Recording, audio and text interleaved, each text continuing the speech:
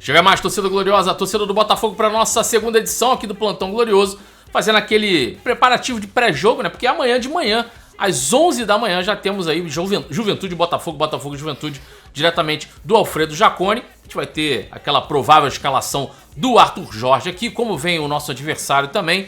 E claro, já pensando como esse time pode afetar, inclusive, o jogo da Libertadores que a gente tem na próxima semana. Vamos dar esse panorama para vocês e trazer algumas situações curiosas também a respeito do posicionamento da imprensa atualmente, até sobre como se deve reclamar da arbitragem na CBF. E que existe uma cartilha para reclamação da arbitragem no futebol brasileiro, segundo o PVC. E ó, não é por meio oficial não, tá? É na boca miúda. Segura aí que eu conto para vocês depois da vinheta.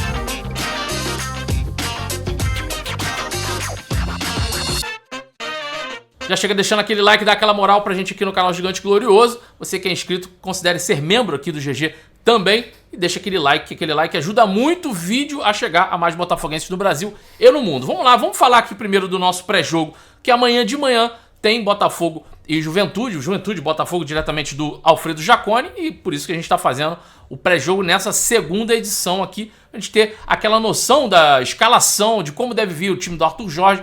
Botafogo que vem aí depois de uma eliminação da Copa do Brasil, mas ainda assim com um time forte, né? Por todos os problemas que a gente vem passando aí, principalmente esse caso do Damian Soares, Guilherme já falou muito claramente sobre isso no vídeo da primeira edição, e ainda é um Botafogo tecnicamente muito forte. Muitos adversários enfrentam dificuldades no Alfredo Jaconi, e apesar do Botafogo no primeiro turno ter feito uma grande partida, um placar elástico, né, uma goleada em cima do Juventude em casa, no Alfredo Jaconi a gente sabe que geralmente é um pouco mais de dificuldade. O próprio diretor do Juventude deu uma declaração falando assim, aqui vai ser diferente, aqui a coisa vai ser diferente, a gente vai buscar resultado. Enfim, vamos lá, vamos falar de como pode vir esse Botafogo, que não conta aí com o Luiz Henrique, né, que já estava suspenso dessa partida por conta do terceiro cartão, e aí não enfrenta o Juventude. E também tem alguns outros desfalques, né? A situação do Damian Soares, como eu já falei, página virada. E aí, o Botafogo também não deve contar com o Tiquinho Soares mais uma vez, que vem se recuperando das dores no joelho e deve estar sendo preparado aí para a partida contra o Palmeiras. Então, a gente vai com o Igor Jesus no ataque. Mas aí, na provável escalação, ficaria o Botafogo com o John, Matheus Ponte, Lucas Halter ou Bastos. E aí vai depender da visão do Arthur Jorge em relação à utilização do Bastos, que é o seu principal zagueiro, para a partida também contra o Palmeiras na quarta-feira. Se ele vai realmente dar uma segurada. É um jogador que vem se desgastando bastante, vem sendo muito utilizado o Bastos, e junto com ele ali o Alexander Barbosa. E aí você tem o Cuiabano, mas também o Marçal treinou normalmente, pode ser opção ao invés do Cuiabano nessa partida no Alfredo Jaconi. Do meio para frente é onde o Botafogo começa a ter um pouco mais de respiro, né? Porque é um elenco que se qualificou muito mais do meio para frente do que o sistema defensivo. Deixou a desejar um pouco, né, nas reposições ali do sistema defensivo, principalmente agora depois dessa situação do Damian Soares. A gente entende que era necessário já essa contratação da lateral direita ter sido efetivada anteriormente, e um substituto ali à altura para o Bastos e para o Barbosa também. Eu acharia bem plausível a utilização do Gregory com o Alan para começar essa partida, tendo em vista o Gregory jogou 45 minutos, basicamente, na partida contra o Bahia, então tá um pouquinho mais recuperado. Acho que pode começar jogando, e assim como o Alan, até para ganhar também mais minutagens, pode começar essa partida. E aí a gente tem as substituições, né? Como não teremos o Luiz Henrique, a gente tem ali o Oscar Romero, o Matheus Martins, por mais que também faça o lado direito, é preferível que ele utilize ali o Matheus Martins pro lado esquerdo. E aí a gente teria aí um Thiago Almada jogando mais centralizado, com o Igor Jesus na frente. Se a gente teria um ataque com o Matheus Martins do lado esquerdo, o Oscar Romero fazendo o lado direito ali a função do Luiz Henrique e o Igor Jesus na frente, beleza? O meio campo seria ali o Gregory com o Alan e um Thiago Almada. Acho que é um Botafogo ainda muito forte tecnicamente para enfrentar essa equipe do Juventude.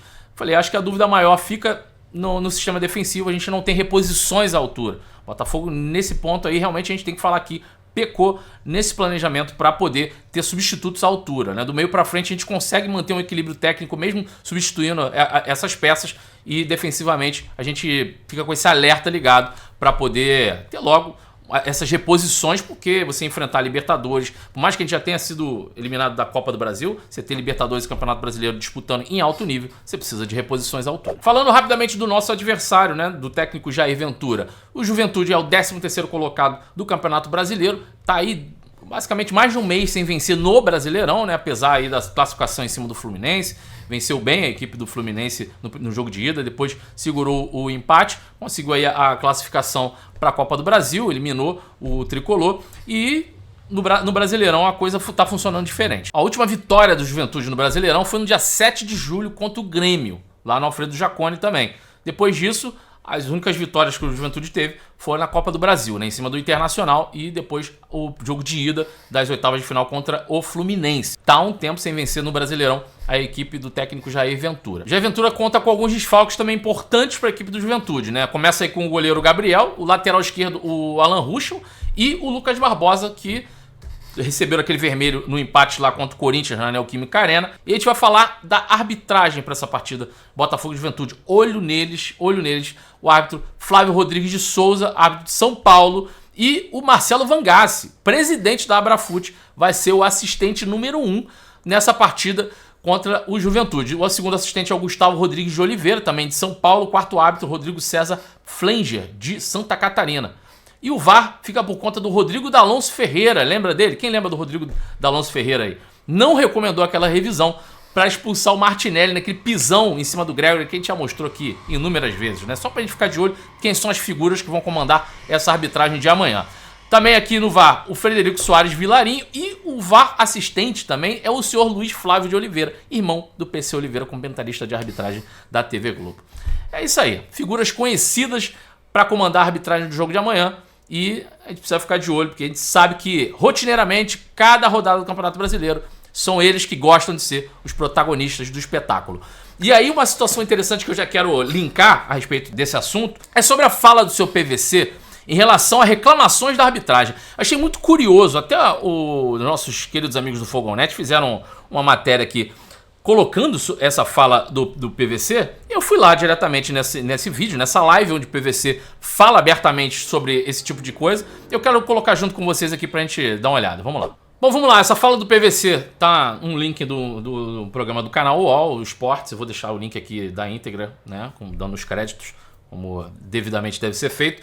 E a gente vai fazer só um react dessa fala do PVC, porque eu acho muito interessante, porque parece que existe uma cartilha onde o Botafogo não está enquadrado nela. E pasmem, essa cartilha ela não é uma cartilha oficial, né?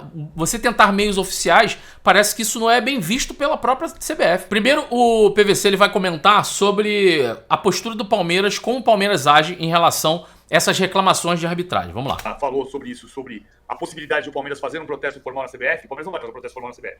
O Palmeiras tem sido discreto, ou tem tentado ser discreto com as reclamações de arbitragem. Não quer dizer que não faça reclamações de arbitragem como outros clubes fazem. Quer dizer que o Palmeiras faz isso de modo mais silencioso. Então, já há um problema aí, né? A gente já identifica um problema. Fazer de modo silencioso, você quer dizer o quê? Você precisa poupar quem das reclamações? Você está mirando o quê? Quando você faz um protesto silencioso, que se você está fazendo reclamação de um produto que é utilizado por 20 clubes no Brasil, você precisa fazer aquilo ali para que esses 20 clubes entendam a sua reclamação. Mesmo que ela seja questionada. Essa reclamação ela tem que ser aberta.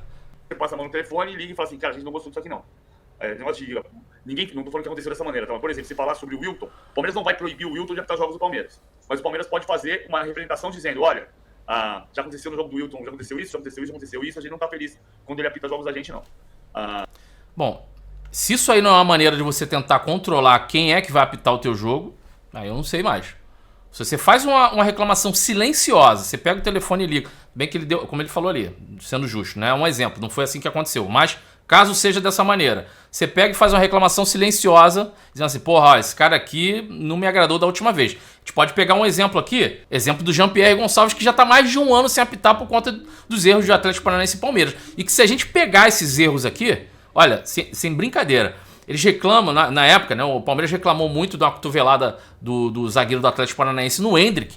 E se a gente pegar e analisar de verdade, acho que a gente tem uns 6 lances mais perigosos do próprio Endrick em diversos jogadores pelo Campeonato Brasileiro que não deram nem falta. Muito menos foi expulso algum jogador do Palmeiras. E nesse dia aqui, as reclamações pesadas, eu acho que muito exacerbadas em relação à arbitragem do Jean-Pierre, conhecido como Vin Diesel, né, da arbitragem, e que está em mais de um ano sem apitar. Ficou encostado depois dessas reclamações do Palmeiras. Isso aí só para dar um exemplo, que esse tipo de situação que o PVC quer montar, de que, poxa, não quer dizer que vai pedir pro cara ser afastado. Não precisa, pô. Quando você faz esse tipo de reclamação aqui, ó, na miudez, é porque você tem um objetivo. Vamos voltar aqui pra fala do PVC. Assim como o Marcos Braz falou na entrevista coletiva que ele deu na quarta-feira, depois do jogo, em que ele fala, vamos fazer o trâmite normal das coisas, que é não fazer uma reclamação formal, mas conversar. Olha, acho que é só no futebol brasileiro que a gente tem o conversinha de bastidor sendo visto como o trâmite normal das coisas. Ou seja, você conversa intramuros. Você conversa sem fazer alarde. Diferentemente do que o Botafogo faz com o Rafael Claus, por exemplo, quando coloca o Claus na Berlinda como se fosse o árbitro corrupto.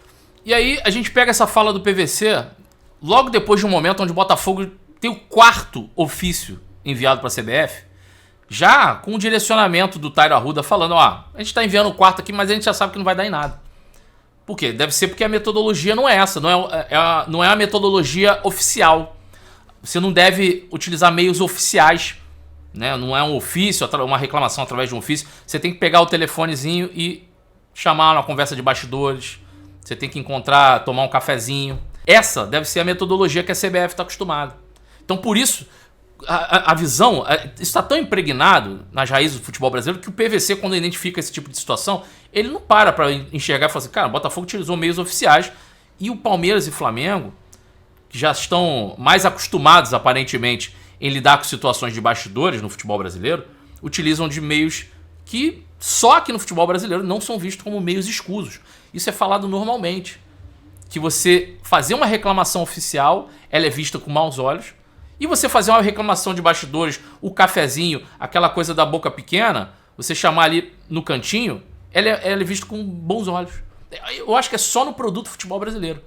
E é óbvio, quando a gente tem um cara como o John Textor, que vem aqui de uma outra cultura de futebol, identifica certas situações como essas, ele vai estranhar isso aí. Ele vai estranhar com tudo que vem acontecendo com o Botafogo e no futebol brasileiro. Porque não é só com o Botafogo que acontece isso, a gente sabe muito bem.